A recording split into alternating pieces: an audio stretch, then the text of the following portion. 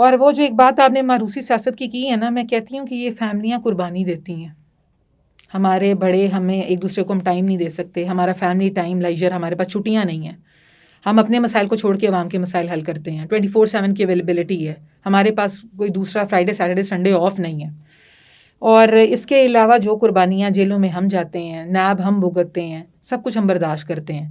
वो कहते हैं मछली के बच्चे को कोई तैरना नहीं सिखाता, डॉक्टर का बच्चा डॉक्टर क्यों बनना चाहता है, पुलिस का बच्चा पुलिस में क्यों जाना चाहता है, फौजी का बच्चा फौजी क्यों बनना चाहता है, क्योंकि उसने अपने बड़े को उस एक जो पर्टिकुलर एक प्रोफेशन है उसमें सर्व करते देखा है, और वो समझता है कि शायद ये बेहतरीन काम है जो मेरा वालिद कर रहा है और मुझे भी उसको फॉलो करना है, उसके फुटस्टेप्स फॉलो करने हैं।